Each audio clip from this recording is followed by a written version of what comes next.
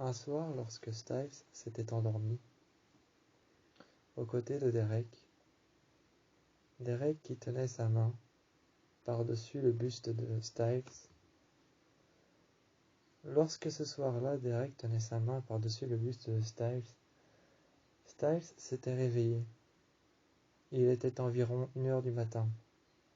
Lorsqu'il s'est réveillé, il a alors retiré la main de Derek, l'a posée délicatement sur son buste à lui, espérant ne pas le réveiller. Lorsqu'il remarqua que Derek ne s'est pas réveillé, il descendit du lit, descendit à l'étage, prit la rampe par la main, descendit les escaliers. C'est alors qu'il descendit les escaliers, il arriva au rez-de-chaussée. Une fois au rez-de-chaussée, il entendit un son, faible mais présent, incertain, pas réellement sûr de lui. Il continua à marcher. Il entendit toujours ce son, faible mais fort présent. Il entendit toujours ce son, qui était faible mais fort présent. Il arriva alors à la cuisine, regarda par la fenêtre, tout en buvant un verre d'eau, il se retourna. Il se retourna, et c'est alors qu'au moment de se retourner, en faisant un 360 degrés, regardant derrière lui, il vit alors la forêt d'Aokigahara. Se disant que ce devait être un cauchemar ou une terreur nocturne, il regarda derrière lui, et vit la forêt d'Aokigahara. Il se demanda comment c'était possible d'être descendu de sa chambre, d'avoir pris la rampe, d'avoir descendu l'escalier, d'être arrivé, d'avoir bu un verre d'eau, et lorsqu'il se retourne, il vit la forêt d'Aokigahara. Il se demandait comment cela était possible. Ils se retrouvèrent alors dans la forêt d'Aokigahara. Ils sentirent alors que tout autour de lui, la pièce devint alors de plus en plus engloutie dans un froid innommable. Il sentit que la pièce devient alors de plus en plus engloutie dans un froid innommable. Lorsque Styles avancèrent dans la forêt, ils entendirent des âmes errantes, des voix qui leur demandèrent de les libérer. Ils entendirent des voix, des âmes errantes, demandant à Styles de les libérer. Ils n'écoutèrent pas. Ils nièrent l'existence de ces voix, et c'est en niant l'existence de ces voix qu'ils avancèrent. Et à un moment si brut et si imprévisible, ils s'arrêtèrent et il entendit la voix de Derek. Derek qui cria « Styles! Styles !» Cela résonna à travers toute la forêt. Il entendit Derek crier « Styles! Styles! Styles !» comme s'il était énervé. Comme si Derek était énervé sur Styles, à un point qu'il voulait l'égorger, l'attaquer, le prendre par la jugulaire. C'est alors que Styles se mit à courir. Et c'est en courant que petit à petit il se rendit compte qu'il avait une batte à la main. Il courait, il s'arrêta alors à un moment entre deux sapins. Il entendit encore la voix de Derek crier « Styles! Styles !» C'était lointain, mais pour autant très proche, car cela résonnait avec l'amplitude qu'il y avait entre les sapins, les arbres, les buissons, entre la forêt et les sentiers, entre la forêt, les sentiers, les arbres. L'amplitude, le son résonnait, on ne savait pas réellement dire s'il était devant lui, derrière lui, à côté de lui, ou qu'il lui courait après. On ne savait pas réellement dire. C'est alors que Styles s'arrêta à un moment donné, en entendant toujours la voix de Derek crier derrière lui, criant son nom. Styles! Styles! Et énervé, on pouvait le sentir rugir à l'intérieur. On pouvait sentir ses rugissements. On pouvait l'entendre rugir et crier. On l'entendait encore rugir, crier, appeler Styles d'une manière innommable, comme s'il voulait s'en prendre à lui, ou se retourner contre lui. Styles se mit alors à courir, et c'est alors qu'il se mit à courir dans un silence impossible.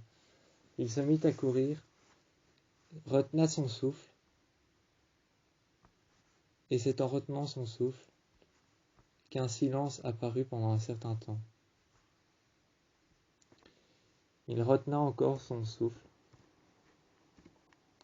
Il le retena, essayant de ne pas courir trop lentement. Il continuait à courir. Il continuait à courir dans un silence. Essayant de ne pas courir lentement, il se focalisait sur le fait de courir. Il se focalisait sur le fait de courir et rien d'autre. Rien d'autre. Il ne faisait que courir, courir, courir. Car il savait que Derek, lorsqu'il était violent, il pouvait être plus que violent. C'est alors qu'il courait à travers la forêt, entendant Derek crier « Styles! Styles! Je te retrouverai! Styles !» Il l'entendait crier. Il était apeuré, sa batte à la main. Il s'arrêtait, il courait, et parfois il se retournait pour avoir la certitude que Derek n'était pas derrière lui. C'est alors qu'ils continuaient à courir à travers les sapins, les arbres, les buissons. Ils se cachèrent alors derrière des grottes qui avaient été creusées avec l'érosion. Ils se cachèrent pendant un instant et respirèrent très fort. On pouvait le croire en crise de panique. C'est alors qu'ils continuaient à crier. On entendait « Styles! Styles! Styles !» On pouvait entendre ces rugissements. On pouvait les entendre. Encore et encore, on pouvait entendre ces rugissements.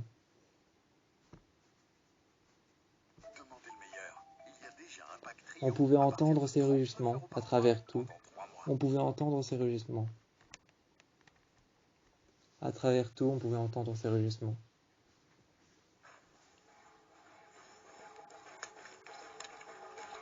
La forêt, les arbres.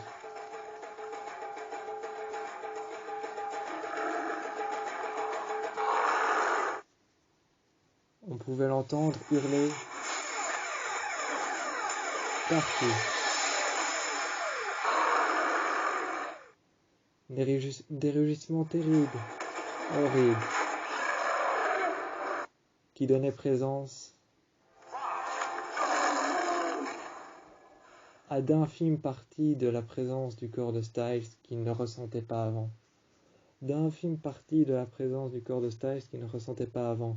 Il avait un froid terrible sur la colonne vertébrale, comme si un cancer s'attaquait à sa moelle osseuse. Il avait un froid terrible, sachant que c'était Derek, l'homme qu'il aimait, qui s'attaquait à lui. Il savait que c'était Derek, l'homme qu'il aimait, qui s'attaquait à lui.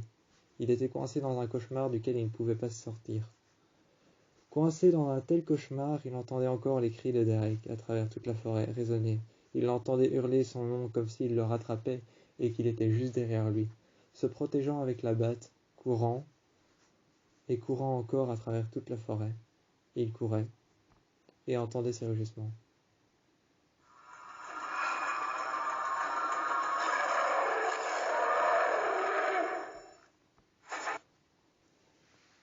Et c'est à travers des cris et des hurlements pareils que Styles eut alors la capacité de courir, courir, courir. Il se sentait comme enfermé dans un cube, sans sortie, sans entrée, sans fenêtre, enfermé par des barreaux. Il se sentait comme renfermé sur lui-même.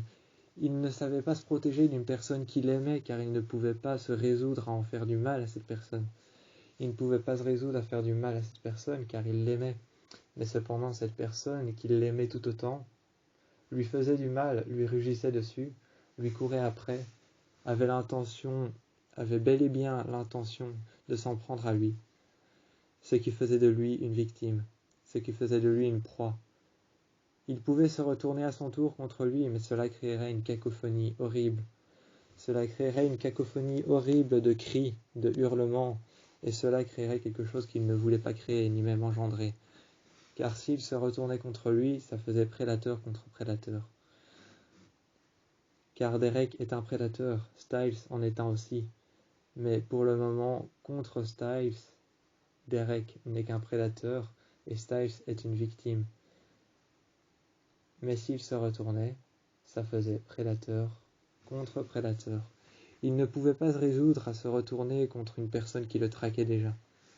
Car pour lui, dans l'ordre des choses, comme Derek lui avait appris, dans l'ordre des choses, cela était le prédateur, la victime et ensuite la persécution. C'était le prédateur, la victime et la persécution. Il n'y avait pas d'autre choix. Tu étais la proie ou tu étais le prédateur. C'était la chose que Derek lui avait appris. Mais pour lui, ça allait plus loin que ça dans ce cauchemar.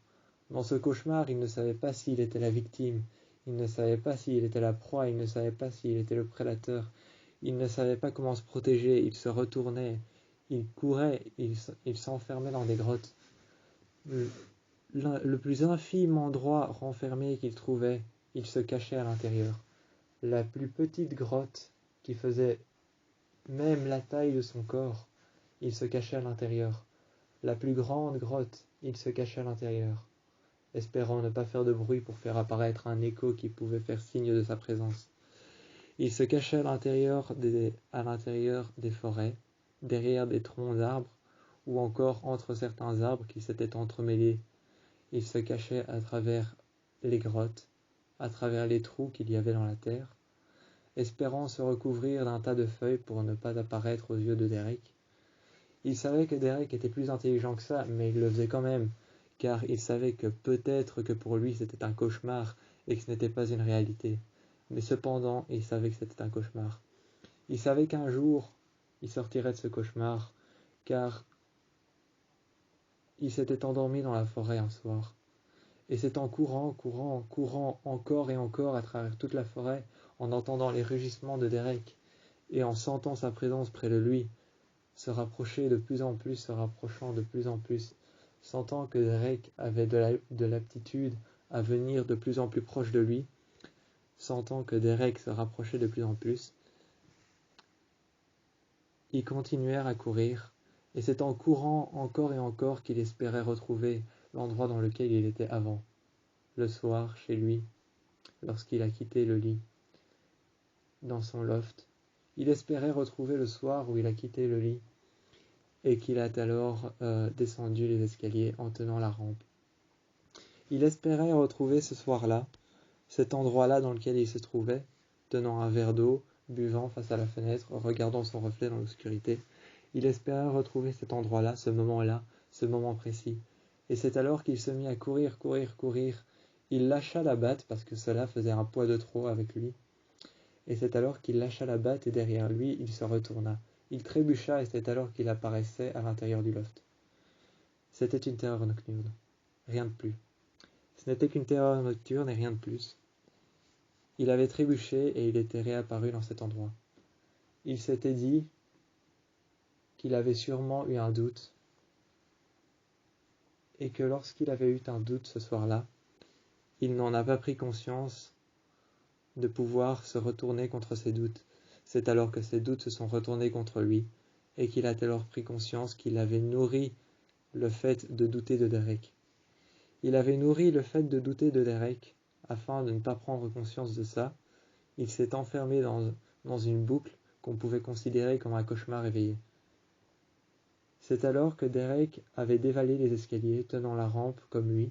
Il est apparu dans le salon et il a alors maintenu Styles par terre, lui disant qu'il criait son nom et qu'il criait le fait qu'il était menacé par quelqu'un et que ce quelqu'un s'appelait Derek. Derek lui a alors posé la question: « Est-ce que la personne qui s'appelait Derek dans ta terreur nocturne, c'était moi ?» Styles s'est réassis sur le sol. Il s'est réassis sur le sol, se mettant alors un peu plus droit. Ils regardèrent alors Derek, et il a alors pris conscience qu'il avait nourri ses doutes avec la menace qu'il avait en lui depuis longtemps, une menace dont il ne lui avait jamais parlé. Styles avait une menace en lui dont il ne lui avait jamais parlé, que Derek ignorait. Cette menace était en fait un cauchemar réveillé, une sorte d'enfer pour Styles, le fait qu'un jour Derek puisse se retourner contre lui. Cet enfer pour lui était en fait le fait que Derek puisse un jour se retourner contre lui. C'était un enfer qu'il vivait parfois. Il s'enfermait dans ce cauchemar sans savoir trop pourquoi. Parfois ses doutes étaient nourris par la peur de ça, la peur de cette présence, la peur de ce Derek fictif qu'il pouvait imaginer, ce Derek qui se retournait contre lui. Cette peur fictive, cette peur nocturne, qu'il avait en lui depuis trop longtemps, il devait la partager à Derek pour pouvoir l'effacer de sa mémoire. Ce soir-là, Derek l'a maintenu au sol. Lorsqu'il s'est relevé, il l'a expliqué de A à Z, toutes ses terreurs nocturnes, toutes ses peurs, tout ce qu'il redoutait, et tous ses doutes par rapport à Derek. Et c'est alors que Derek a trouvé une solution et a trouvé une explication à chacun de ses doutes. Ce soir-là, ses doutes se sont enfouis. Il est alors remonté en tenant la rampe. Derek l'a suivi en tenant la rampe. Ils se sont réendormis dans le lit, l'un contre l'autre. Et Derek l'a alors regardé dans les yeux, avec ses yeux d'alpha rouges qui réfléchissaient avec la lumière de la lune. Et il lui a dit, « Styles, jamais je ne me retournerai contre toi. »